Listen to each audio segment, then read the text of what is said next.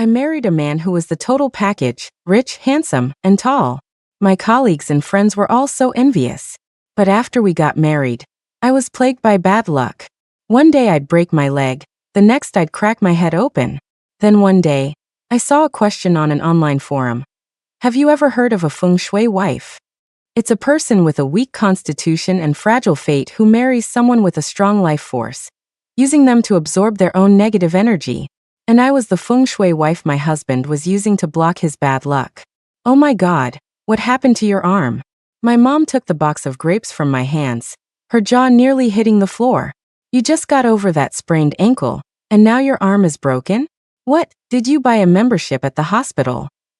I awkwardly lifted my cast-covered arm. I missed a step on the stairs and landed on the edge. Uffed.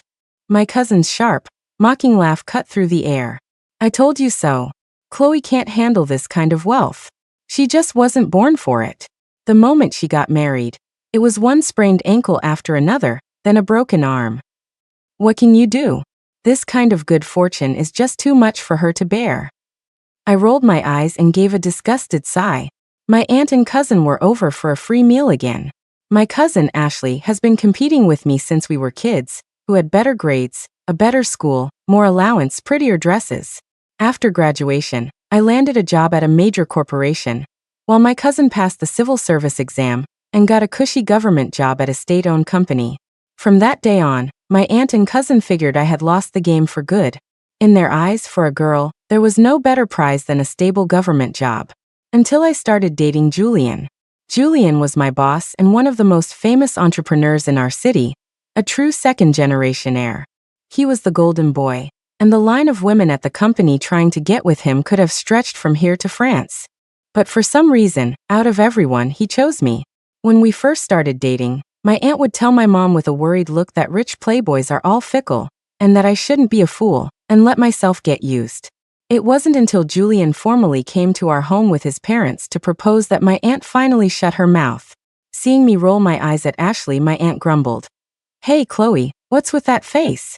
Your cousin is just looking out for you. At the dinner table, my aunt started spouting a bunch of ridiculous, superstitious nonsense again. She said people shouldn't have names with characters like dragon or phoenix, especially people from the countryside. She claimed people with those names never have good luck, because the names are too powerful for an ordinary person to handle. She even told a story about someone from her village who got rich, bought a bed carved with 9 dragons, and was diagnosed with cancer not long after sleeping in it. Finally, she turned the conversation directly to me. Chloe, that husband of yours, Julian, is like a great golden Buddha. Your little temple is too small to house him, I'm afraid. My mom, who gets brainwashed by my aunt daily, looked at my heavily casted left arm with a pained expression. What should we do then? We can't just tell the kids to get a divorce, can we? I shot my mom a look of pure frustration. Mom, what are you talking about? Don't you remember you had my fortune told when I was a kid? The fortune teller said I had an incredibly strong life force, even more lives than a cat. Have you forgotten? Auntie and Ashley are just jealous. Don't listen to their garbage. My mom was about to say something else, but I pulled a jewelry box from my purse and slapped it on the table. For you. I bought it while I was out shopping this morning. It was only $40,000 or $50,000. Just something for you to wear. My mom's eyes lit up as she touched the big gold bracelet, a grin stretching from ear to ear. My aunt stared at the bracelet, her eyes green with envy, still muttering under her breath. TSK, who knows how long she'll get to enjoy this luck. I ignored their sour grapes and focused on my food, but deep down, I felt a little uneasy. Because they weren't wrong. Ever since Julian and I got married, I haven't had a single healthy day. First, I got a mysterious case of shingles. After that cleared up, I got pneumonia. Then came the sprained ankle, the broken arm, and the cracked head. The worst was last month when I was almost hit head-on by a car that ran a red light. In just 3 short years, I had gone through what felt like a lifetime of calamities. I'd been to the hospital so many times that I was on a first-name basis with doctors in every department. Could they actually be right? After dinner, I looked at our driver Leo, who was concentrating on the road, and couldn't help but ask, Leo, I remember my mother-in-law is really into fortune-telling and all that. Do you know which master she usually goes to see? My mother-in-law, Victoria, is a big believer in these things. She even has a dedicated prayer room in the house. Leo glanced at me subtly, then silently turned the car around and took me to a fortune-telling studio. He said this was the most famous master in the entire city. His fees were steep, and all the rich people came to him. The master was a man in his 50s with a meticulously trimmed goatee, radiating an aura of mystical wisdom. When he saw my birth chart, his brow furrowed. "This condition of yours, has it been going on for 3 years?" His explanation was identical to my aunt's. He said it was because I had suddenly come into great fortune, and my own luck wasn't strong enough to handle it, causing a backlash. But he said this year was the last of it. As long as I could get through it, the rest of my days would be smooth sailing. The disasters I was facing now were because I had married too well, disrupting the original balance of my fate. "Don't worry too much. You have a strong constitution. These are all just minor injuries. Get through the next 3 months, and by the end of the year, your good days will be here." Hearing this, my spirits lifted. Just 3 more months, and my ordeal would finally be over? I don't usually believe in this stuff, but when you hear good news, you can't help but want to believe it. When I returned home in a great mood, I was surprised to find Julian, who usually worked overtime, had come home early. He smiled and handed me a jewelry box from his bag.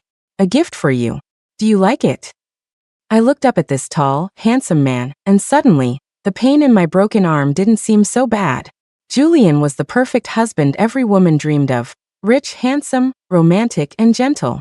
Aside from being a workaholic, he was flawless. After we got married, he had me quit my job to be a stay-at-home socialite. My days were supposed to be filled with shopping, dining, and having fun. Of course, I'd spent most of the past few years in hospitals, but that was because I couldn't handle my own good fortune. It had nothing to do with Julian. Julian was already asleep.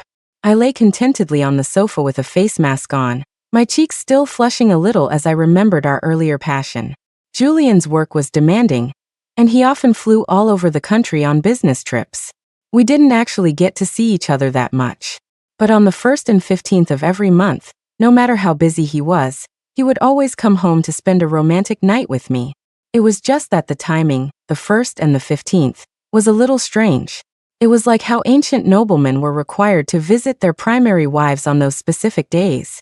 A chill ran down my spine at the thought, and I shot up from the sofa. Julian is so busy. Could he have a string of mistresses on the side? I picked up my phone and started searching a forum I frequented for signs of a cheating husband. But as I scrolled, a strange post caught my eye. Have you ever heard of a feng shui wife? A person with a weak body and fragile fate can marry someone with a strong life force to use them as a shield against their own negative energy. The woman who acts as this shield is called a feng shui wife. A man who marries a feng shui wife will see his health transform from frail and sickly to strong and robust. To make it work, they need to sleep with their wife on the 1st and 15th of every month to transfer their bad luck and disasters onto her. These women, used as a human feng shui array to block misfortune, never live past 3 years. I was wrapped in a soft, thick blanket, but I felt as if I had been plunged into an icy abyss. Before we got married, Julian had always been sickly, constantly suffering from headaches and fevers. He was 6 feet tall but weighed barely 120 pounds, so thin a gust of wind could have knocked him over. But after our wedding, he put on weight at a visible rate, and his cheeks became full and rosy. And then there was the 1st and the 15th of every month. My arm was in a cast today, but Julian had still insisted on being intimate.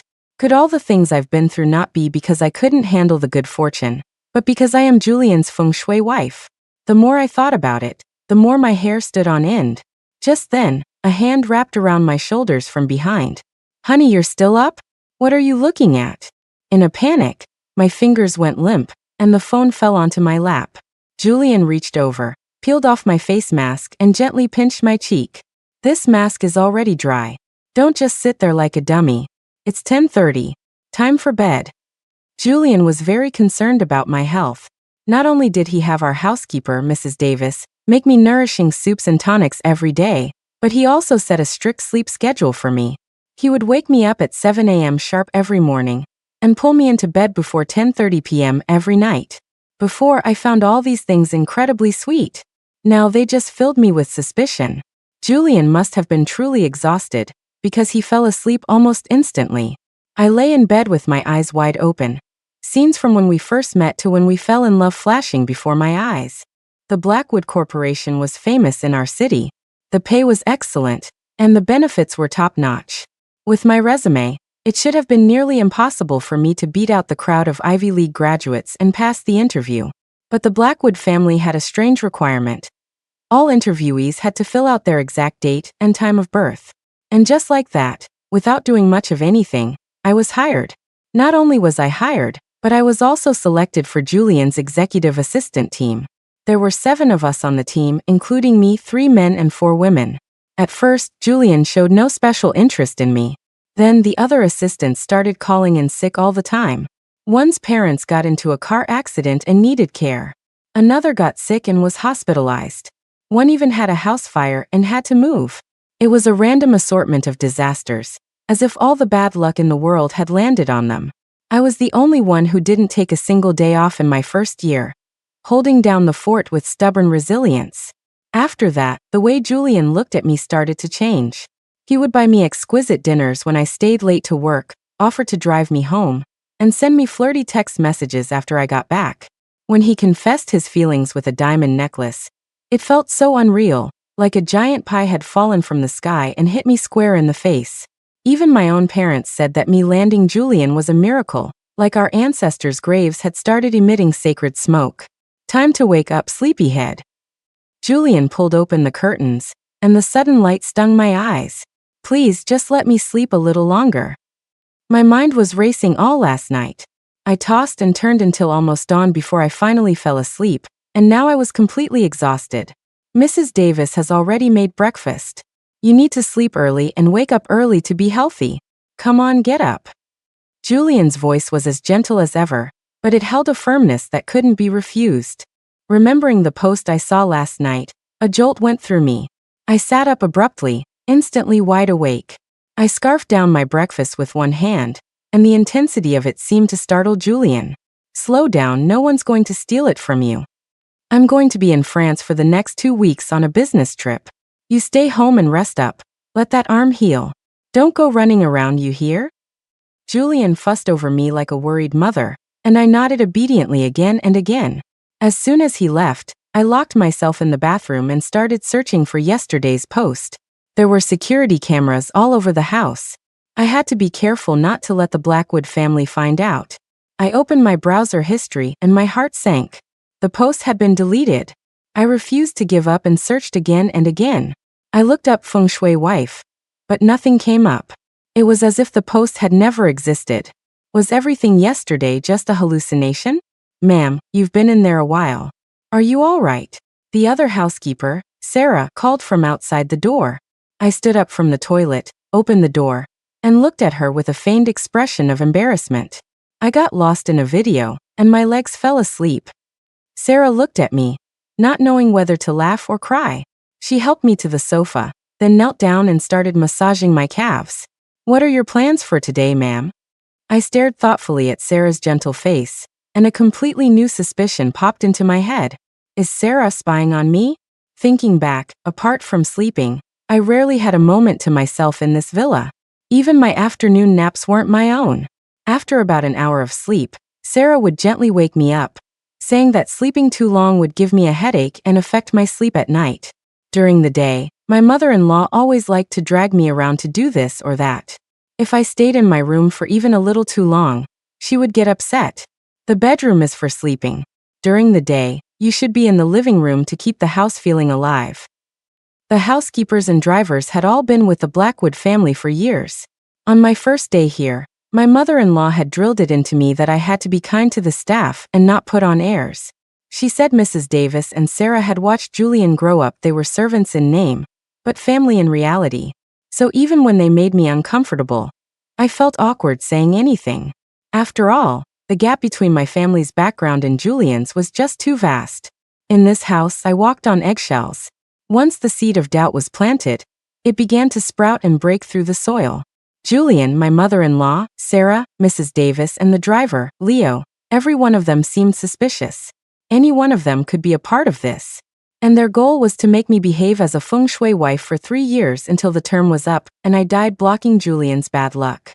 I took out my phone and suddenly remembered that Julian had given it to me. My clothes, jewelry, shoes, phone, everything on me was either a gift from Julian or bought by his mother. I thought I was a free and wealthy stay-at-home wife, but looking back now, I was more like a marionette. And the strings were held tightly in the hands of Julian and his mother. Sarah, I'd like to go out for a bit. Sarah immediately stood up and gave me a warm smile. The weather is nice today. You should go out for a stroll. I'll have Leo get the car right away.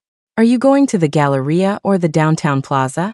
I looked up at Sarah, studying her seriously. Did she used to dictate even where I went?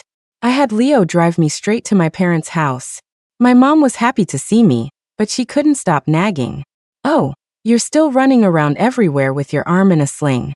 What kind of married woman runs back to her parents' house every day? You're lucky your in-laws are so generous. Honestly, you couldn't find a better family than the Blackwoods. I'd heard this speech so many times my ears were numb. I waved my hand impatiently.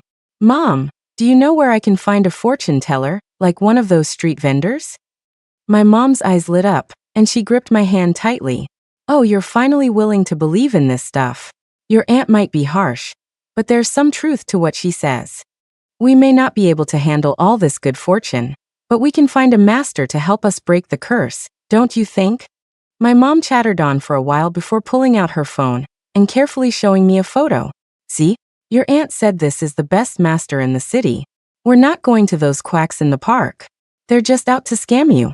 I stared intently at the photo on my mom's phone. The familiar goatee belonged to none other than the master Leo had taken me to see yesterday. It felt like an invisible net was closing in around me, layer by layer, trapping me with no hope of escape. I looked at my mom's brand new phone, and when I opened my mouth, I realized my voice was hoarse. Mom, this phone, Julian gave it to you, right? My mom grinned so wide she couldn't close her mouth. She slapped her thigh, her eyes filled with pride. Oh, that son-in-law of mine. Just because he owns an electronics chain doesn't mean he should be spending money so recklessly. It's not just your dad and me, he gave phones to your aunt's family and all your uncles and cousins too. Mom, I have to go. I'll talk to you later. I left the house in a daze, with no idea where to go. After I married Julian, he didn't like me hanging out with my old friends. He said that as Mrs. Blackwood, I needed to be mindful of my social circle. Gradually, my life became completely isolated, with no one in it but the Blackwood family. Leo noticed my pale face and asked with concern if I wanted to go to the hospital. I stared at his square, honest-looking face and suddenly had an idea. Behind my childhood village, there was a road leading to the reservoir that was notoriously difficult to drive on. The road was narrow and full of large potholes, which were covered in slick mud after it rained. Anyone unfamiliar with the road conditions could easily get their car stuck in a rut. And just yesterday, it had rained all night. I want to go see the view at the reservoir. It's been a while. Sure enough, the car's tires got stuck in a mud pit. Leo got out and fiddled with it for a while before opening the car door with a dejected look. Ma'am, we might need to call a tow truck. I'll arrange for another car to take you home first. Could you please wait a moment? I waved my hand dismissively. It's fine, I'll just grab a cab. I'm going to the Galleria for some afternoon tea. You can have a car pick me up there later. Leo didn't suspect a thing and readily agreed. After getting into the taxi, I randomly told the driver to take me to an internet cafe. As soon as I got on a computer, I started searching for the term feng shui wife. I found it. The post had the exact same title and content as before, just with a different username. But I didn't have time to worry about that. I quickly scrolled to the bottom, took a screenshot, and saved it before starting to read carefully. Just as I got to the line, a feng shui wife will not live past 3 years. The screen flickered, and the post was gone again. I sat frozen in my chair, my body rigid. After a few deep breaths, my heartbeat gradually returned to normal. It was just as I had suspected. Someone was frantically deleting these posts. As soon as a post about feng shui wives appeared, it would be taken down. I was just lucky this time. The user had posted it less than 3 minutes before I saw it. I opened the image and began to read the post, word by word. The most critical step for a feng shui wife comes in the last 3 months. The man who married her must find a way to get his wife pregnant during this period. Once she is pregnant, the man must sleep with his expectant wife 7 times. The word for pregnant woman in Chinese is a homophone for transporting fortune. Once the wife is pregnant, she transforms from a feng shui wife into a fortune transfer wife. After the 7 encounters are complete, the man will have transferred the vast majority of the negative energy and disasters from his fate onto his wife and the fetus inside her. She and the fetus will die a violent death within the next 3 days, 2 bodies, 1 tragedy. Only then is the entire process considered truly complete. The man will be forever free from the bad luck and misfortune in his fate, destined for a future of unlimited success and prestige. The last 3 months, pregnancy and 7 encounters, all 3 conditions were essential. If any part of the process failed, the whole thing had to be started over, and the man would need to find a new feng shui wife.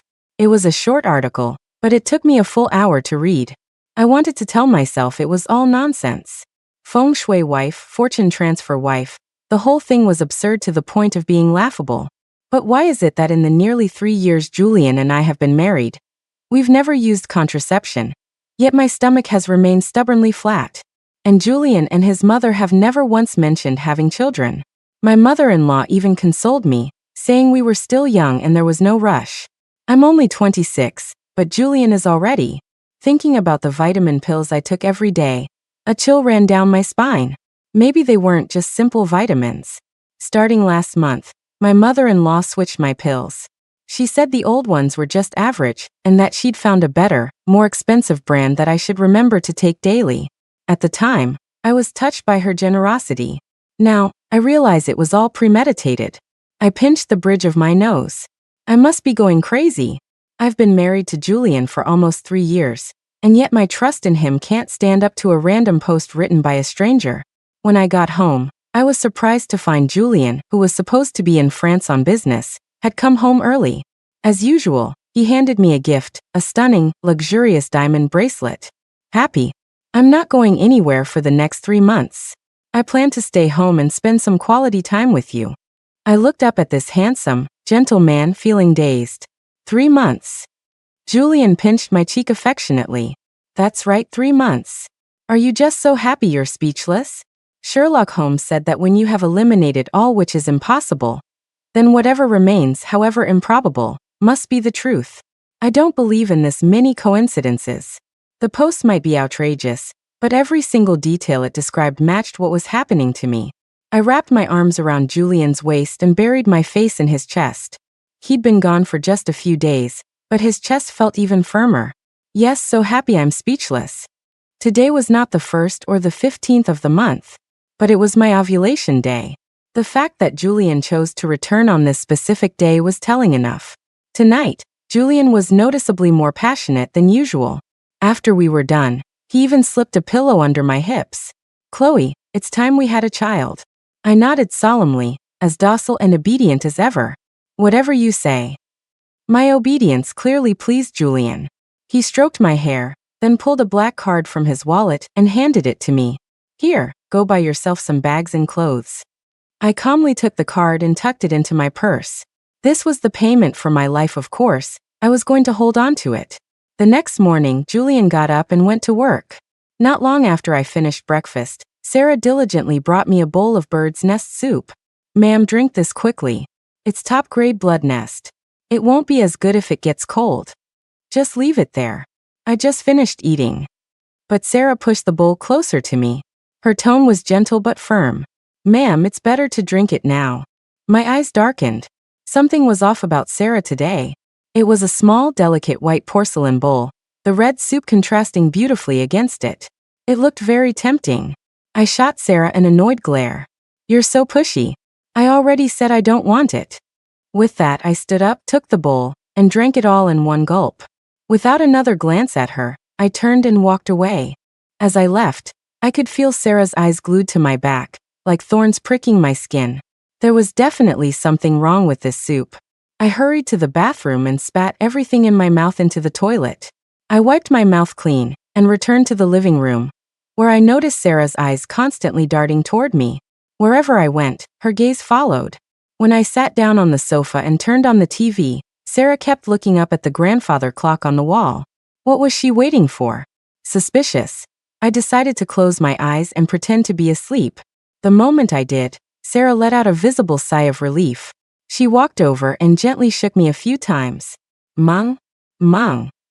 I kept my eyes shut, not moving a muscle. Sarah then reached out and pinched me hard. Seeing no reaction, she finally took out her phone with a look of relief and made a call. She's asleep. You can come get her now. I could feel myself being lifted onto a narrow gurney, and then two people carried it into a vehicle. Both the vehicle and the gurney reeked of disinfectant. I knew instantly it was an ambulance. Why were they taking me to a hospital? I kept my eyes shut, not daring to let them know I was awake, and strained to listen to every sound around me. The missus is actually a nice person. Such a shame. Sarah, you're getting old, and you're talking more and more. Leo's voice was cold, carrying a heavy note of warning. Sarah immediately fell silent, and no one else spoke for the rest of the drive. I don't know how long we were in the car. I was about to be rocked to sleep when the vehicle finally slowed to a stop. People were constantly coming and going around me. I felt myself being pushed into an elevator, and after we got out, into another room. Rich people are so delicate, needing general anesthesia for a simple embryo transfer. I know, right? It's a 10-minute procedure. Good thing she's thin, or the two of us probably couldn't have carried her. Two young nurses muttered a few words. Then, I was moved onto an operating table, my pants were pulled down, and my legs were placed in stirrups. I desperately wanted to jump off the table and run, but that would only alert them. I remembered when Julian and I first got married, my mother-in-law had enthusiastically arranged a full-body physical for me, including an endoscopy and colonoscopy. They must have secretly harvested my eggs back then. That's why they could so easily arrange this embryo transfer surgery now. The Blackwoods had been playing the long game. I fought back my discomfort, forced my muscles to relax, and let the doctor insert a tube into my body. The whole process was quick, lasting only 3 to 5 minutes. The nurses covered me with a blanket and pushed me into a recovery room. Ma'am, it's done. The surgery was a success. You can rest assured. After hanging up the phone, Sarah sat quietly by my side. Before long, someone came to push my gurney back into the vehicle. Ma'am, wake up. Don't sleep anymore. You've been asleep all morning. It's time for lunch. Wake up. I swatted Sarah's hand away irritably. Don't bother me. Let me sleep a little longer. Ma'am, it's already 11:30. I sat up abruptly, staring at the clock on the wall in feigned shock. That's strange. I slept so well last night, but I somehow ended up sleeping all morning again. I locked myself in the bathroom, turned on the faucet, and under the cover of the running water, I let myself cry my heart out. 3 years of a loving marriage, harmonious in-laws, it was all a lie. I wiped the tears from my face and forced a bitter smile. It's true. If a man is handsome, rich, gentle, and inexplicably falls for a woman who has nothing, his goal is to take her life. The sky doesn't rain down blessings, it rains down traps. It was time to wake up from this Cinderella dream of marrying into a wealthy family. For years, the Blackwoods had gone to great lengths to dispel any suspicion I might have. No wonder my aunt and cousin were always saying I couldn't handle my good fortune. I remembered that my aunt's husband's job had been arranged by my mother-in-law. They wanted me to believe that all my accidents were because I wasn't blessed enough, not because I was a feng shui wife. For the next few days, I continued my routine of binge-watching shows at home. When I got bored, I'd go to the salon for a facial, or to the mall to buy clothes and bags. Life went on as usual, and no one noticed anything was wrong with me.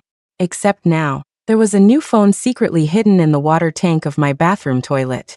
I moved the phone to a new hiding spot every day, the bathroom, bedroom, living room, kitchen, even the garden. And today, the silent phone finally received an email. It was from the person who wrote the Feng Shui Wife post. I had sent him several private messages asking how to break the spell. The email was short, just a few lines, but reading it sent a chill through my entire body. The selection process for a Feng Shui wife is extremely rigorous. First, 7 people with exceptionally strong life force charts are chosen and placed in a location with intensely negative Feng Shui energy. Exposed to this negative energy every day, these individuals will eventually develop various problems. 6 of them will experience one of the 6 great misfortunes: widowhood, childlessness, loneliness, isolation, disability, or utter ruin. The only one who remains unscathed is the feng shui wife. I squatted in the corner, biting my lips so hard I didn't realize tears were streaming down my face. Widowhood, childlessness, loneliness, isolation, disability, and ruin. How cruel could the Blackwood family be? Greg's wife died in a car crash. Linda's husband got cancer and died. Tina's parents both drowned after falling from a bridge on vacation, leaving her all alone. And Chris, his son, fell from a balcony window while playing in the living room and died on the spot. Then there was Quinn, the beautiful and vivacious one, who was blinded in one eye by a kid with a slingshot and also broke her leg. She still walks with a limp. And Joe, who accidentally started a fire while barbecuing at his rental. He not only burned down the landlord's house, but also several neighbors' homes. The compensation he owes, even if he sells everything he owns and works like an animal for the rest of his life, he'll probably never be able to pay it all back. My colleagues, the people I saw every day, had met such tragic fates. At the time, everyone at the office said our workspace had bad feng shui. After they had their accidents, I even went to visit them and gave them money. But after I married Julian, he forbade me from seeing them again. To keep Julian alive, the lives of all 7 of us were sacrificed. Was Julian's life a life, but ours were not? The method to break the curse described in the email was simple. But after breaking it, Julian would revert to being the frail, sickly, and unlucky man he once was. I wiped my face and deleted the email before walking out of the bathroom, my expression blank. To break the curse, I needed to find those 6 people, burn their hair to ash, mix it with blood from my 10 fingers, and feed it to Julian. If he consumed it for 10 consecutive days, the feng shui wife curse would be broken. During this time, I absolutely could not let the Blackwood family suspect a thing. Quinn? Is that you? Are you okay? I couldn't believe the haggard, aged woman in the big, black-framed glasses was Quinn. She used to be so beautiful, so fashionable, with a great figure. She was the center of attention wherever she went. But now? She was wearing a shapeless black down jacket. Her cheeks were gaunt and pale, and she looked 10 years older. Her left eye, in particular, the prosthetic made her whole face look slightly grotesque. Mrs. Blackwood, what do you want? Quinn seemed impatient. She casually lit a cigarette and took a deep drag, her movements practiced. It was clear she was a regular smoker. A stone settled in my heart. Quinn must have had a very hard few years. I don't even remember what I said to her. Before I left, I pulled her into a hug and in that moment snipped a lock of her hair. When I hugged her, she stood stiff and motionless for a long moment. Chloe, don't come looking for me again. I don't want to see anyone from the past. I don't want to see anyone at all. She limped away, leaving me with a desolate and lonely silhouette. Over the next few days, I went to great lengths to sneak out and shake my driver, Leo, to meet with my former colleagues. Finally, on the 7th day, my mother-in-law started to get annoyed. Why are you going out to play every single day lately? You're getting wild. Just stay home today. You're not allowed to go anywhere. My heart skipped a beat. Had she noticed something was wrong? But I had a meeting with Chris today. I had to get his hair before I could begin the next step. Mom, I'm just bored staying at home, so I go out for a stroll. My mother-in-law glared at me, her attitude unyielding. She refused to let me leave. Since getting married, I'd always played the part of the virtuous wife. According to my old personality, I would have immediately agreed to stay home. But I couldn't give up this chance. After Chris's 7-year-old son fell to his death, his wife had a mental breakdown. Chris hired a nanny to care for her at home, and to make ends meet, he worked a second job as a delivery driver after his day job. I had tried to meet him several times, but he always said he was too busy and couldn't get away. Mom, that's enough. I'm craving the braised pork you make. Just stay home and cook today. As we were at a standoff, Julian came home. What's going on? Why are you two staring each other down? When he heard I wanted to go out, Julian smiled. I have a banquet tonight, and I'd like you to come with me. I happen to be free this afternoon, so I can help you pick out a beautiful dress. Hearing that Julian was taking me out, my mother-in-law's expression finally softened. I was anxious on the inside but didn't let it show. I put on a happy face and took Julian's hand. You don't have to work today? You actually have time to go shopping with me? I went out with Julian, and he did indeed take me to the mall to buy clothes. Just as I was getting flustered, his phone rang. He answered the call, and then looked at me with some difficulty. Honey, something came up at the office. Why don't you browse on your own for a bit? This was a godsend. After Julian left, I found Chris and with considerable effort, finally got a small lock of his hair. The day had been absolutely nerve-wracking. When I got home that night, I was so exhausted I didn't want to move a finger. Julian had had a lot to drink and fell into a deep sleep almost immediately, not even bothering to shower. I took out the hair I had painstakingly collected over the week and carefully burned it to ash in a ceramic bowl. When I mixed the ash with my blood, a strange fizzing of bubbles erupted in the glass vial, and a peculiar, foul stench filled the room. I pinched my nose and poured the blood into Julian's mouth, groaning inwardly. The smell was overwhelming. I was lucky Julian was drunk tonight, otherwise, he would have woken up the second I poured it in. Julian frowned and swatted his hand, nearly knocking the vial over. I quickly put it away and lay down beside him, pretending to be asleep. The next day, Julian woke up and went to work as usual, while I obediently stayed home, arranging flowers with my mother-in-law. Chloe, Julian isn't getting any younger. It's time you two had a child. My mother-in-law's hands didn't stop moving, but her eyes shot a meaningful glance toward my stomach. I nodded agreeably. Mom, we're trying. I looked down at my flat stomach. My period had always been regular, but this time it was late. If I wasn't mistaken, I was already pregnant. This poor child.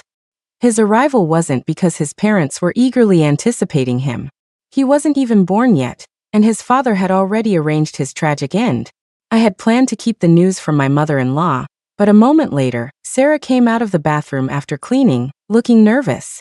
Ma'am, has your period not come this month? Snip. My mother-in-law's hand slipped, and she cut off a lily stem. Her sharp gaze instantly shot toward me. I looked at Sarah blankly, my expression a little dazed. No, it hasn't. Let me think. What day did it come last month? Sarah clapped her hands excitedly, her face flushed. You must be pregnant. Your cycle has always been regular. You should have gotten your period the day before yesterday. The room instantly descended into chaos. My mother-in-law rushed to her prayer room to offer thanks, then repeatedly ordered Sarah to make me nourishing tonics. Everyone else bustled in and out, as if I were about to give birth any second. I sat on the sofa, watching the commotion, a wave of infinite sadness washing over me. If only Julian and I were just an ordinary couple, how wonderful would that be? That evening, Julian came home drunk again. He rarely drank, so being drunk 2 days in a row was highly unusual. He carefully took out a jewelry box and handed it to me. I opened it to find a very delicate good luck charm. Honey, thank you for these past few years. This charm is for you. I hope you and our son will be safe and healthy for the rest of your lives. Julian pulled me onto the sofa, then knelt on one knee before me, his eyes filled with reverence and solemnity. In that moment, I almost believed he loved me. I reached out and touched the face that had once mesmerized me, my heart aching with sharp pangs. Julian, did you ever really love me? Julian didn't answer. He laid his head on my lap and fell into a deep sleep, his face peaceful and unguarded. I struggled to move him onto the sofa, then opened the vial and, without hesitation, poured the blood into his mouth. For the next few days, Julian came home drunk every night. It was only after asking my mother-in-law that I found out the company was in the middle of negotiating a massive, critical project, and the person in charge on the other side loved to drink.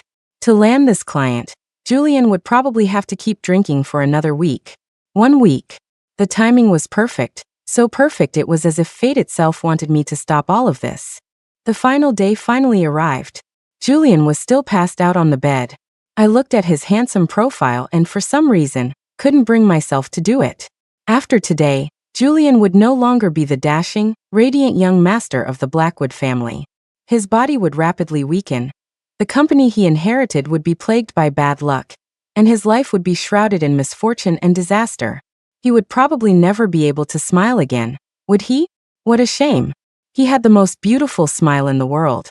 I pinched his mouth open, closed my eyes and let the tears stream down my face. Bang! The door was kicked open. My mother-in-law stared at the vial in my hand, her eyes blazing with fury. You bitch, you dare? Startled by her shout, my hand trembled, and the vial tilted to the side. Just then, Julian happened to move his head, and in a perfect, horrible coincidence, he caught the last few drops of blood in his mouth. Ah! My son!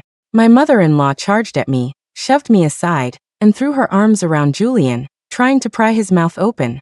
The commotion woke him up. He managed to open his eyes and sit up. Mom, what are you doing? Slap. My mother-in-law slapped me across the face, her expression savage. Her eyes so fierce it looked like she wanted to eat me alive. Tell me, how many days has it been? I fell to the floor, clutching my face, and looked at her calmly as she raged. It's no use. He's already drunk it. 10 days. He's finished all 10 days worth. The feng shui wife curse is broken. Julian's body trembled, and his eyes instantly cleared. He reached out and held back his mother, who was about to lunge at me. Mom, this is my fate. Let's just accept it. Accept what fate? You want me to watch you die? You're going to die. My mother-in-law was sobbing, tears and snot streaming down her face as she clung to him. Hearing this, I shot my head up. What do you mean Julian will die? The email clearly said he would become weak, sickly, and unlucky. It never said he would die. Yes, he will die. Once the feng shui curse is broken, his body will rot from the inside out within 3 days, and he will die in agony. Are you satisfied now? After screaming this, my mother-in-law clutched her chest and collapsed on the floor, too heartbroken to speak. I looked at Julian in disbelief. He was going to die? Mom, can you let me speak with Chloe alone for a few minutes? Julian had Sarah help his mother out of the room. After the door was locked, he walked over to me and held me tightly. Good girl. You did so well. I was completely blindsided by everything that had just happened. I looked up at Julian, bewildered, with no idea how to react. Julian looked at me with eyes full of affection. He reached out to wipe the tears from the corners of my eyes and gave me a faint smile. That email and that post, I was the one who sent them. Chloe, you're such a smart girl. You did a wonderful job. I can finally be free. Thank you. Julian explained that he had known since he was a child that his health was poor, that he was born a walking disaster. A fortune teller had said he wouldn't live past the age of 9. To extend his life, his parents had gone mad, constantly searching for people to block his bad luck, borrowing longevity and fortune from others. His best friend, the girl he once loved, all of them had suffered and died in accidents because of him. He didn't dare make friends or fall in love again. But in college, he fell for a girl anyway. And so he had a weakness, and he lost the courage to kill himself. Julian said he had tried to commit suicide many times but had always failed. Later, his parents used the people he cared about to threaten him. If he died, they would all be buried with him. Julian placed his hand on my stomach and smiled with genuine relief. Chloe, you're carrying my child. They won't dare to harm you for now, and I can finally end this life of sin. Don't worry, I've arranged everything for you. After my accident, the entire Blackwood family will suffer a backlash. Julian bent down and pulled a thick stack of documents from his bag. The first page was a divorce agreement and 2 divorce certificates. Julian said that only if we were divorced would the backlash not affect me. He had arranged everything for me abroad and left me more money than I could ever spend in a lifetime. His parents wouldn't be able to find me there. I could live a comfortable life, and after they passed away, I could return. Chloe, when the time comes, you should terminate the pregnancy. Don't let the baby affect your life. You deserve a beautiful and bright future. Tears streamed down my face, my mind reeling. So many of my past doubts finally had answers. No wonder everything had gone so smoothly. No wonder when my mother-in-law had forbidden me from leaving, Julian had appeared to rescue me. He probably hadn't been drunk at all during this time.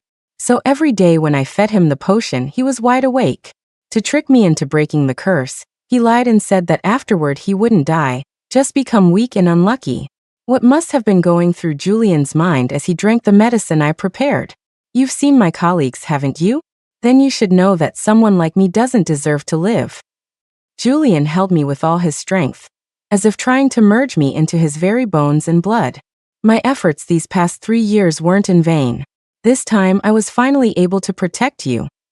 The lights in the Blackwood mansion stayed on all night.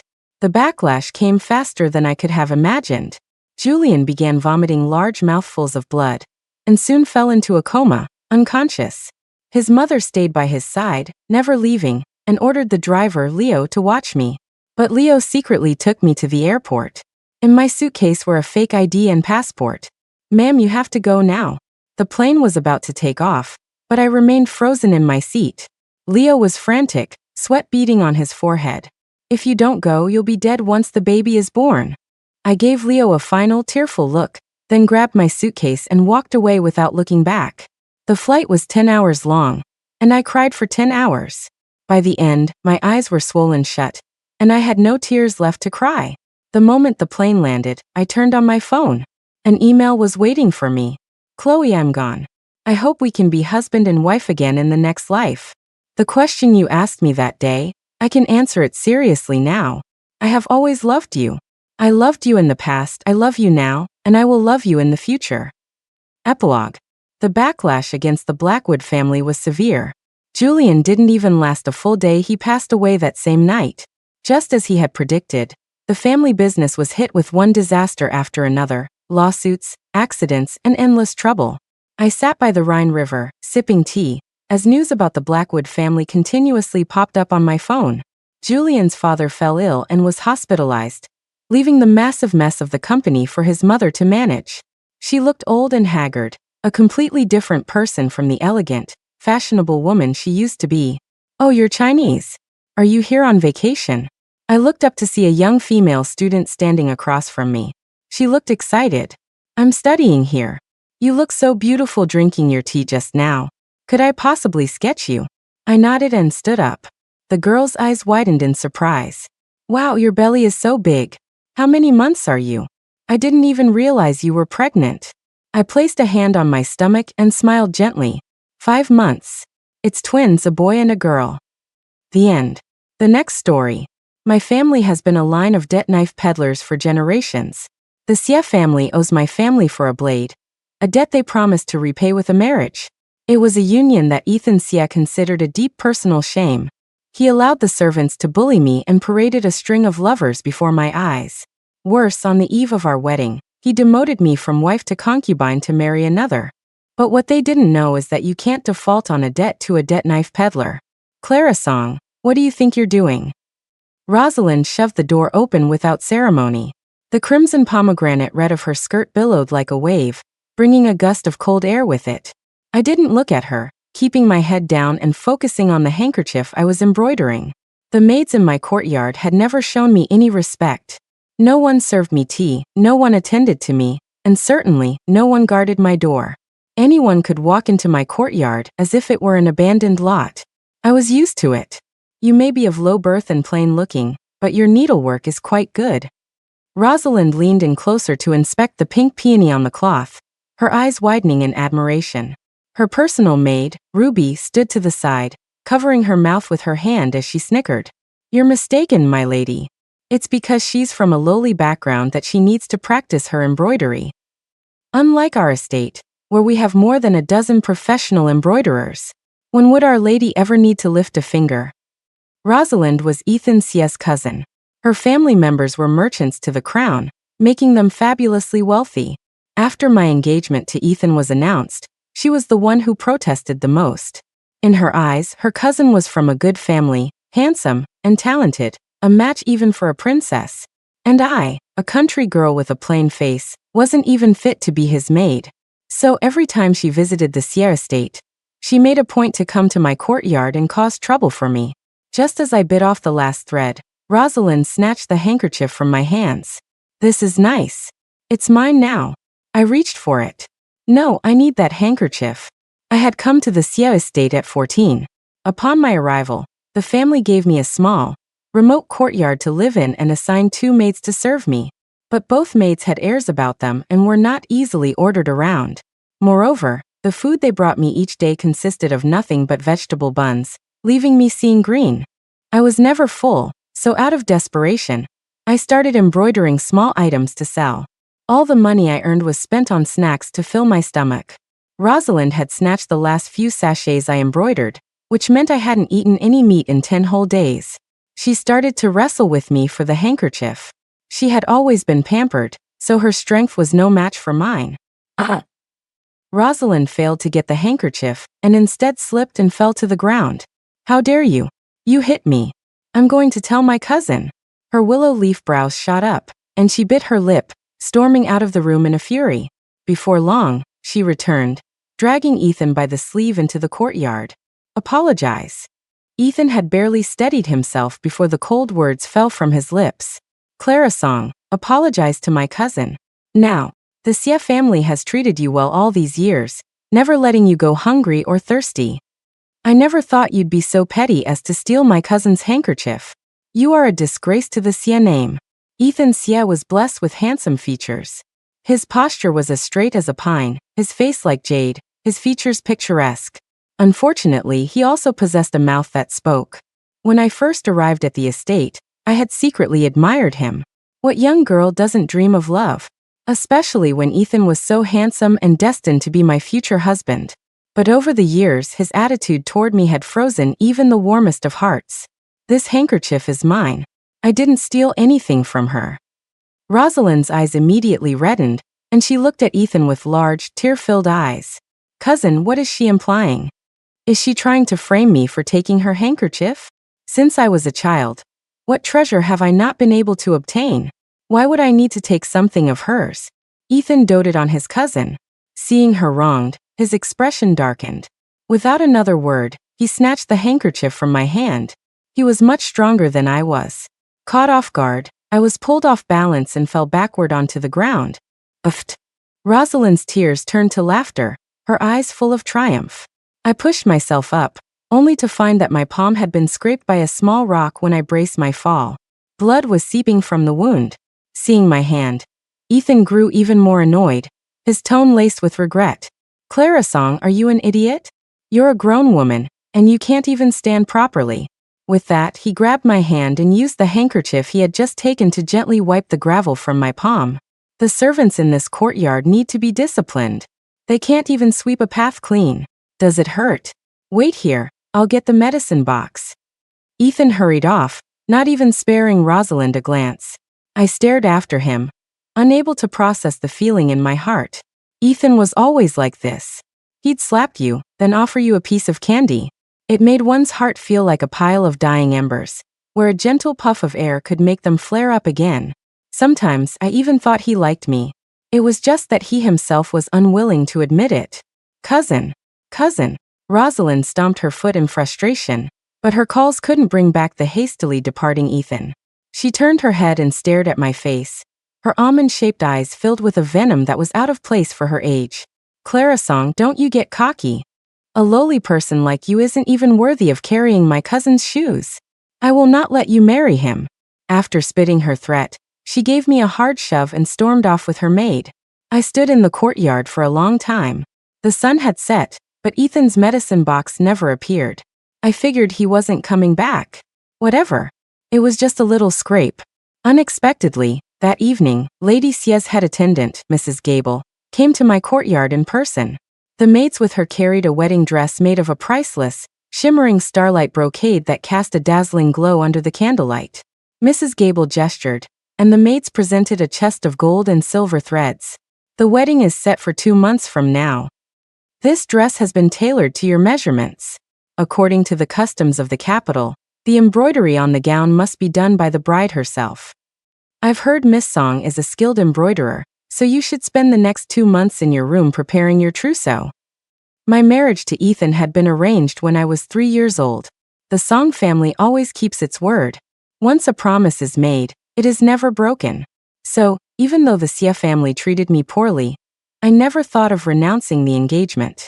I obediently accepted the wedding dress and confined myself to my room. Rosalind, knowing I was embroidering my dress, came by twice but didn't cause any trouble. Her expression, however, was strange. She would often cover her mouth and giggle to herself. During this time, even my 2 maids became much kinder to me. The meals they brought were no longer just vegetables and tofu every other day. There was a meat dish. Occasionally, I even got a plate of pastries. I was very satisfied with my current life. I worked faster and finished embroidering the dress 7 days before the wedding. Mrs. Gable praised my work effusively and brought a red veil woven with gold thread. Since the dress was done, the veil had to be embroidered with equal care. I ran my fingers over the rare Eastern pearls sewn onto the veil, feeling a little emotional. While the Xie family hadn't treated me well, they were certainly generous when it came to the wedding attire. These few pearls were probably worth a fortune. The marriage between the Xie family and mine was arranged 15 years ago. At that time, the old Marquis Xie was just a minor county magistrate. He was about to be thrown into prison after being falsely accused of embezzling public funds for repairing a dam. The dam had burst, flooding thousands of acres of farmland and causing countless deaths. If convicted, the best he could hope for was exile for his entire family. The worst was execution for everyone. It was then that my grandfather approached the old Marquis, offering him a prophecy and a blade. He declared that on the day the Marquis was ennobled, his granddaughter would come to marry the Marquis's grandson. This marriage was the payment for the blade. The old Marquis, with one foot already in the grave, was desperate. He swore an oath to the heavens and immediately agreed to my grandfather's terms. Later, the Xie family found evidence to clear their name. The old Marquis even managed to win the favor of a powerful noble through the incident, rising steadily through the ranks. When I arrived at the Xie estate with a simple bundle, he had just been named the Marquis of Anping by the emperor. When the Marquis of Anping saw me, his expression was complex. After a long pause, he stroked his beard and let out a low sigh, finally accepting the marriage. All things considered, I had been living at the Xie estate for 3 full years. As I was staring at the embroidered veil, lost in thought, the door was thrown open. Rosalind and her maid burst in like a gust of wind. "Oh, this phoenix and peony embroidery is truly beautiful." Ruby stared at the red veil with gleaming eyes, full of envy. "Only a veil this beautiful is worthy of my lady." Rosalind grabbed the red veil, examining it from every angle, extremely pleased. "You foolish country girl, your craftsmanship is truly excellent. After you become a concubine, you can embroider my dresses for me." Seeing my furious and confused eyes, she raised an eyebrow and sneered. "You don't know, do you? Tomorrow, the ones getting married are my cousin and I. And you? You're just a lowly concubine. Thank you for embroidering my wedding dress these past few days." I felt a rush of hot blood surge from the soles of my feet to the top of my head. "What did you say?" Ruby stepped forward, protectively shielding Rosalind like a mother hen. Then with her hands on her hips she spat. "Bah! You mud-legged country wench. Were you actually dreaming of marrying up and becoming a phoenix? Letting you be a concubine is a blessing you should be grateful for after lifetimes of good karma. Don't be ungrateful." I took a deep breath, clenching my fists tightly. The Xie family, they're going back on their word? Rosalind's eyes danced with joy. "What do you mean going back on their word? Back then, your grandfather was shamelessly trying to cling to the Xie family's status. Granting you the position of a concubine is more than enough, isn't it?" She tossed the veil to Ruby and gave me a haughty flick of her head. "Ruby, let's go. The wedding is tomorrow. I need to get home early to prepare." The creaking wooden door seemed to mock my naivety. I sat in silence for a long time, startled back to reality only when a candle wick sputtered and flared. The Xie family had broken their promise. But in this world, no one can get away with owing a debt to a debt knife peddler. The usually quiet courtyard was bustling with activity today. The Xie family had sent many maids and matrons to my courtyard to set up the wedding bed, paste red characters, and hang large red lanterns. Mrs. Gable brought a light pink dress, saying it was for me to wear on my wedding day. I sat motionless, not reaching out to take it. Mrs. Gable's thin, aged face showed a flicker of anger, and her voice grew heavier. "This dress was bought from Zhang's tailor shop. It cost a full 20 pieces of silver. You farm folk toil in the fields for a year, and probably don't even earn that much. The young master was worried you'd feel wronged, so he even granted you the status of a formal concubine. Miss Song, you should know when to be content." Seeing the situation, my maid Lily quickly stood up, took the dress, and forced a flattering smile at Mrs. Gable. "Matron, Miss Song is just overwhelmed with joy. Don't worry, I'm here. I'll make sure nothing goes wrong on the wedding day." After Mrs. Gable left, Lily's face immediately fell. Her narrow eyes filled with disgust. "Miss Song, we call you Miss, but don't you dare start thinking you actually are one. Take a look at your own status. If you dare cause trouble tomorrow and displease the master and mistress, see how I'll deal with you. Lily was the personal maid assigned to me by the Xie family. In the past, she had been dismissive but had at least maintained a semblance of courtesy. This was the first time she had been so openly hostile. Every time Rosalind came to the courtyard, Lily was obsequiously attentive. It seemed she had found herself a new patron. All day, I was like a puppet, letting them do as they pleased. Washing, changing, applying makeup. I didn't sleep a wink. My courtyard was very secluded, but even so, I could hear the clamor of gongs and drums from the main gate. The wedding was indeed a grand affair. The maids in my courtyard were getting restless. Lily, in particular, kept standing up on her tiptoes, trying to peer over the courtyard walls to catch a glimpse of Rosalind's magnificent bridal procession. Lily, hurry. They're handing out wedding money at the front.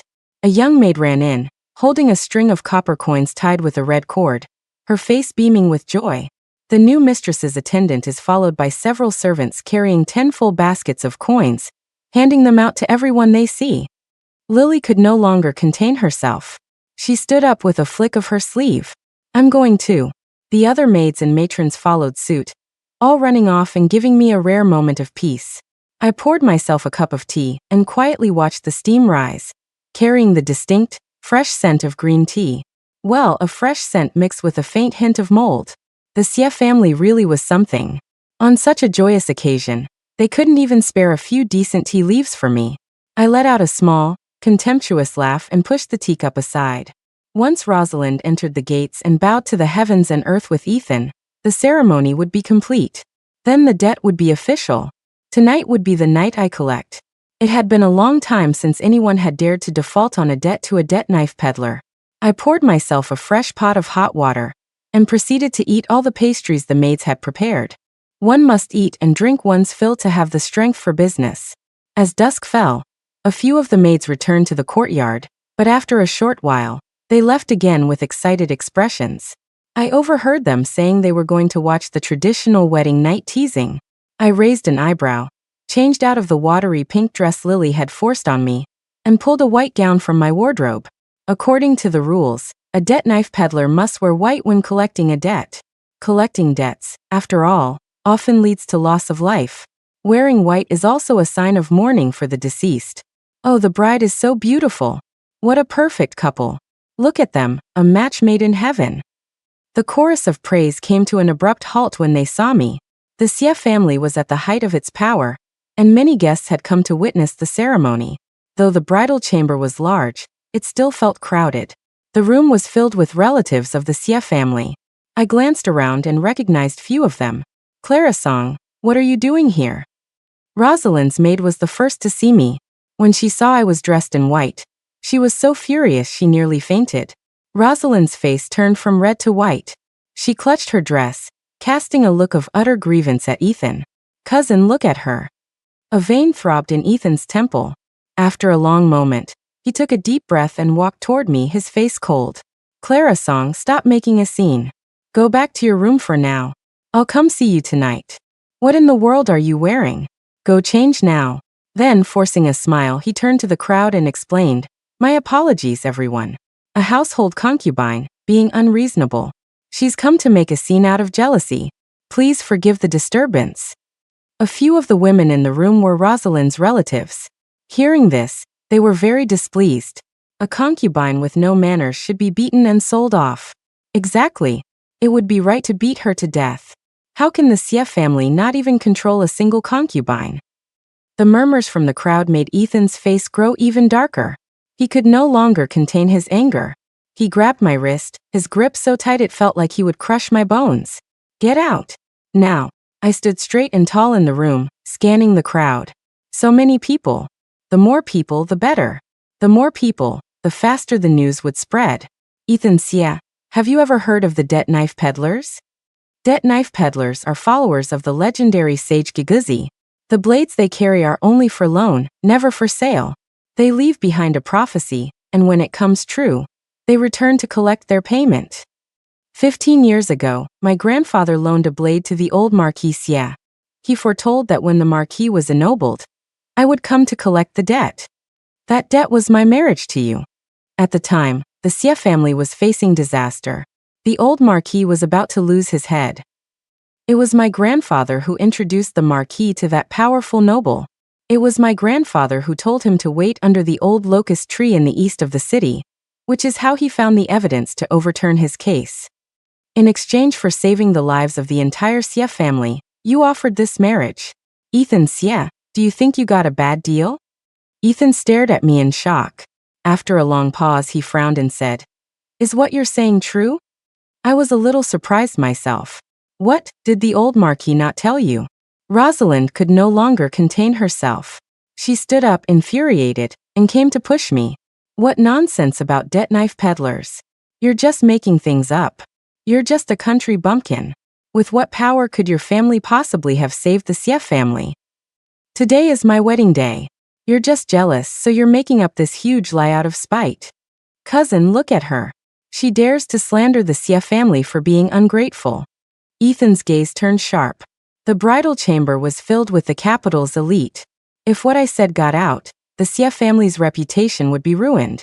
Ungrateful, demoting a wife to a concubine, breaking a promise to marry another. With such a reputation, the Xie family would find it difficult to maintain their standing in the capital. Guards! Gag her and drag her out. At Ethan's command, 2 burly matrons rushed forward menacingly. My apologies for the scene, he said to the crowd. This is one of my concubines. She has always been prone to jealousy. Seeing me get married today, her envy has driven her mad. As Ethan spoke, a few of the quicker-witted relatives immediately understood and stepped in to smooth things over. Oh my, this woman does seem a bit unhinged. There's something unsettling in her eyes. Indeed, on such a joyous day, she deliberately wears mourning clothes. It's clear she's here to ruin the mood for the newlyweds. The room quickly filled with chatter again, and the festive atmosphere returned. I was gagged and dragged into a side room. The 2 matrons clearly despised me, their movements rough and clumsy. Shameless little hussy, daring to ruin the young master's wedding. One of the matrons, probably eager to curry favor with the new young mistress, kicked me in the knee, forcing me to the ground. Her rough hand gripped my chin, her eyes like poisoned daggers. Just wait until the mistress gets here. You'll be lucky to escape with your skin intact. Unfortunately for them, the one about to lose some skin wasn't me, but Rosalind, because she was wearing the wedding dress I had personally sewn. My father was a debt knife peddler, and my mother was a corpse stitcher. A corpse stitcher's job is to mend bodies, ensuring the deceased can be buried whole. The needle and thread used for this work are specially made, filled with the darkest yin energy to avoid offending the spirits of the dead. When I sewed the wedding dress, I used that very needle. The dress is saturated with yin energy. Only I can wear it safely. Rosalind stole my wedding dress. I'm afraid she won't live through the night. The 2 matrons cursed at me for a while, gave me a vicious pinch, and then reluctantly closed the door and left. My hands were tied behind my back, and it took some effort to get up from the floor. The ropes were tied so tightly that my wrists stung, and the skin was probably broken. Good. The Xie family's debt to me just grew larger. There were no candles lit in the room, but the moonlight filtering through the paper window cast a faint glow on the floor, allowing me to make out the room's layout. In the northwest corner was a chaise lounge. I shuffled over and sat down, planning to rest a bit before figuring out how to untie the ropes. That rest turned out to be a bit long. It wasn't until the sound of the door opening broke the silence that I was roused. Ethan stood on the steps, his handsome face half lit by candlelight, his expression unreadable. Had the guests already left? Why wasn't he in the bridal chamber? What was he doing here? Grandfather said that 15 years ago, he did indeed promise this marriage. Clara Song, the Xie family has wronged you. Ethan let out a long sigh. Seeing my disheveled, bound state, a look of shame crossed his face. He gently untied my ropes, reaching for my wounded wrist but stopping his hand mid-air. Does it hurt? Don't worry. I will give you a proper resolution for this matter. I was curious. And how do you plan to do that? Rosalind was brought in with a grand procession and a dowry that stretched for miles. Was he really going to divorce her and marry me? Ethan paused, turning his face away, unable to meet my gaze. I will arrange a new courtyard for you. Your status will be elevated from a formal concubine to a noble concubine. From now on, your treatment in the Xie estate will be the same as that of the young mistress. I looked at him with a half-smile. A noble concubine is still a concubine. Ethan took my hand, his tone earnest. Clara Song, can't you be a little more understanding? I will treat you well from now on. Is a title really that important? When you have a child in the future, I will register the child under Rosalind's name, making him the legitimate heir of the Xie family. For my sake, can't you let go of these worldly concerns? Truly, what a grand favor. I pulled my hand away, a sneer on my lips. Ethan Xie, you're just like your grandfather. You Xiemen really are all cut from the same cloth. Ethan's face flushed, and he stammered for a moment, his expression darkening. Clara Song, since you are now a woman of the Xie family, your honor is tied to ours. We rise and fall together. I've already apologized to you. What more do you want? I looked at him, surprised. Ethan apologized to me? When did that happen? Clara Song, you vixen, get out here now. Rosalind, still in her grand red wedding dress, kicked open the door and stormed in with a group of people. Seeing Ethan sitting so close to me, her eyes widened, and flames seemed to leap from her pupils. Cousin, tonight is our wedding night, yet you sneak away to see her behind my back. Are you in love with her? How can I show my face after you've done this? Rosalind's barrage of questions made Ethan feel a little guilty. He stood up and put his arm around her shoulders, comforting her softly. Rosalind, didn't I ask you to wait for me in our room? Don't worry, you are the properly wedded young mistress of the Xie family. No one can ever surpass you. I only came to see Clara to explain the situation to her. As he spoke, he shot me a look, and I instantly understood his meaning. He wanted me to help him pacify Rosalind. Rosalind had been spoiled since childhood, and had a domineering personality. She was not so easily placated. She tugged on Ethan's sleeve, crying a river of tears. Cousin, Clara humiliated me in front of so many people today. If she isn't punished, how can I continue to be the young mistress of the Xie estate? I am your wife. Why are you siding with her? Ethan fumbled to comfort her, breaking into a sweat. Finally, at a loss, he cast a pleading look at me. Clara Song, just apologize to the young mistress. Those words were so familiar. I had heard them countless times over the years, so often my ears were calloused. I must have been kicked in the head by a donkey, or perhaps I had forgotten how to collect a debt after so long. Even at this point, I was still standing here taking their abuse. Rosalind cried and fussed for a while. I stood there with a cold expression, saying nothing, which made her feel even more slighted. Someone come and slap this wench's mouth shut. Stop. Ethan rebuked the matron who was rolling up her sleeves to step forward. He rubbed his temples in frustration. Rosalind, for my sake, please stop this. It is our wedding night after all. Let's go back. Rosalind's eyes darted around.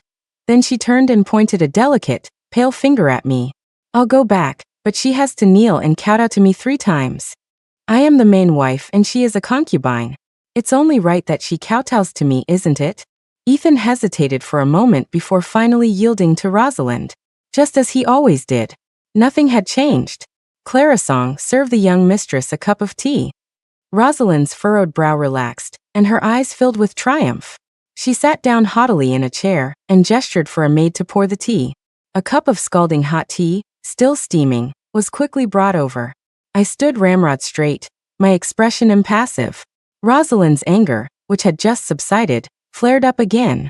Losing her temper completely, she shot up from her seat, walked over to me, and raised her hand to slap me. You bitch. Ah. A scream echoed through the room. Rosalind suddenly clutched her body, her face turning deathly pale as she trembled all over. It hurts. It hurts so much. I waved my hands innocently at the bewildered Ethan. I didn't even touch her. Ethan pursed his lips, a flicker of impatience in his beautiful eyes. That's enough, Rosalind. Stop the theatrics.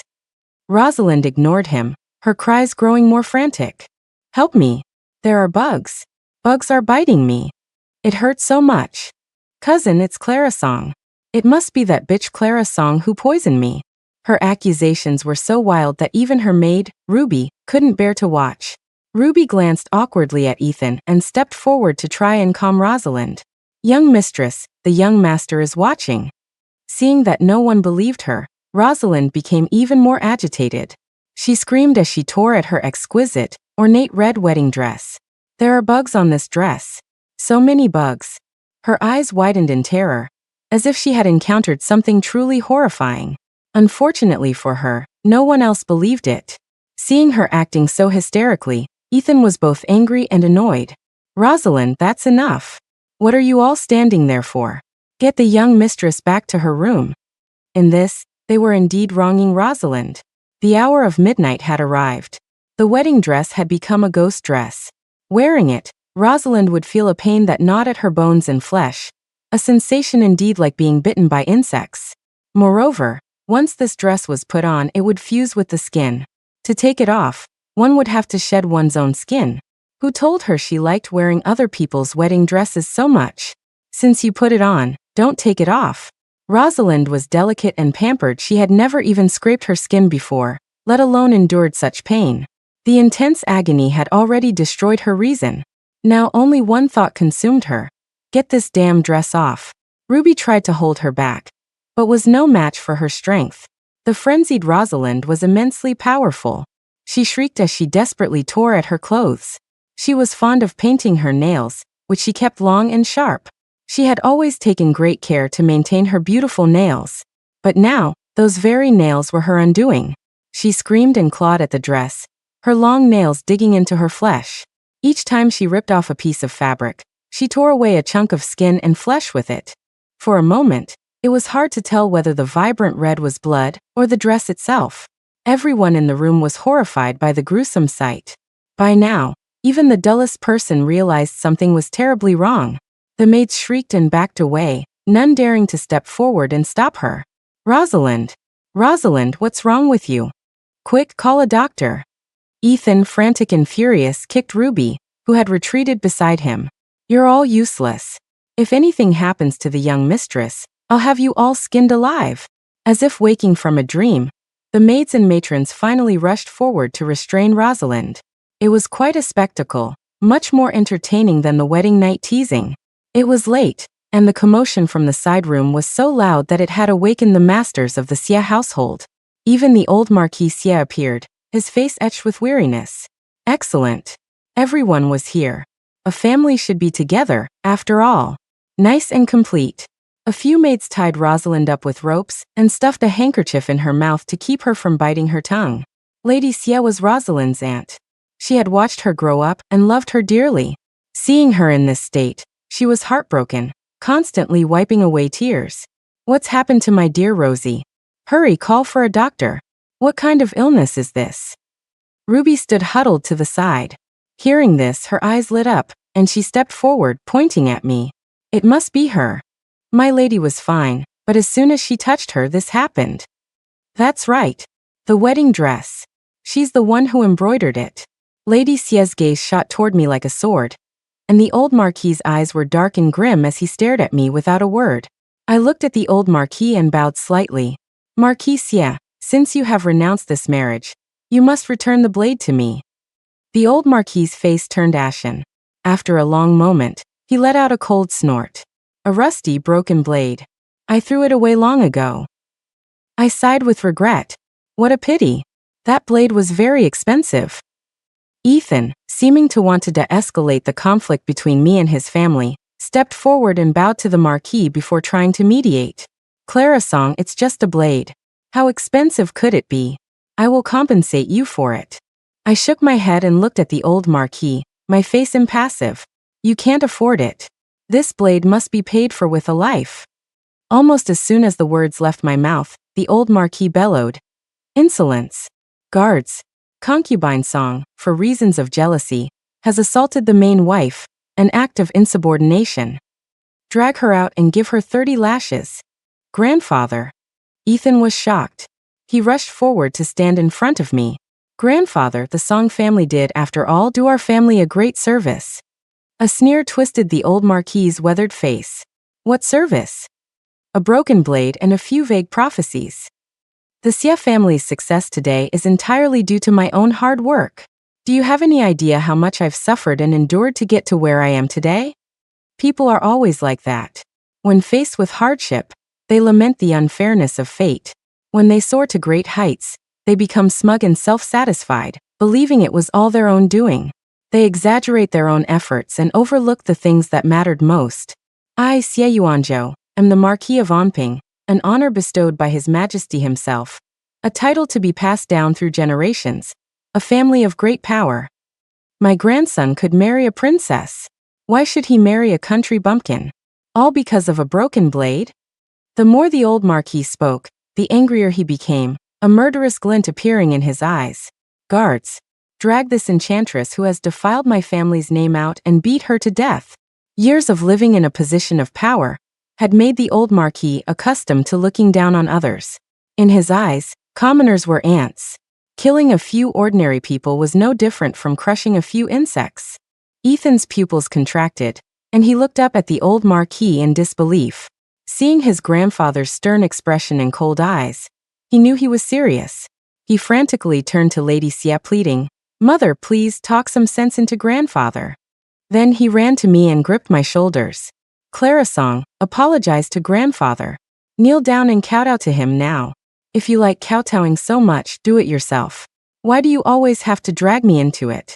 I slapped Ethan's hands away, utterly exasperated with him. You might think he didn't like me, but when the Marquis ordered my death, he seemed quite anxious. But if he did like me, why did he always demand I kneel and apologize without even asking what happened? His affection was so cheap that I couldn't bring myself to spare him because of it. "Ethan, step aside. If you dare to cause any more trouble, your title as heir will be given to your cousin." The old Marquis looked at the frantic Ethan, his eyes showing his displeasure. Ethan's expression froze, and he clenched his fists. Lady Xie panicked. Forgetting everything else, she rushed forward and grabbed Ethan's sleeve. "Ethan, don't anger your grandfather." Ethan wanted to say more, but meeting his mother's worried, pleading gaze, he finally lowered his head. Seeing this, I couldn't help but laugh. This was a man's love. Between me and the well-matched Rosalind, he chose Rosalind. Between me and the title of Marquis, he chose the title. What are you waiting for? Do it. At the old Marquis's command, two large, brawny guards immediately moved to drag me away. Ethan bit his lip hard, closing his eyes in pain, unable to watch. Rosalind, on the other hand, though bound and gagged, was clearly thrilled at the command, letting out a series of excited, muffled oohs. Lady Xie also looked on with anticipation. It seemed that my status as the country bumpkin fiancé was a mark of shame for everyone in the Xie family. My arms were pinned by the guards, but I wasn't the least bit panicked. "Old Marquis Xie, do you hear something?" Seeing me ask with my head held high, the old Marquis gave me a dismissive glance. Facing death, and still trying to play tricks. Old age had dulled his hearing, but there were plenty of young people in the courtyard. Ethan looked up in surprise, glancing around, seemingly unsure. "I think I hear horses neighing, but isn't there a curfew at this hour?" It wasn't just the sound of horses. There were footsteps, the clanking of armor, and the sound of a large group of soldiers marching in unison. Clearly, a large contingent of fully armed soldiers was approaching the Xie estate.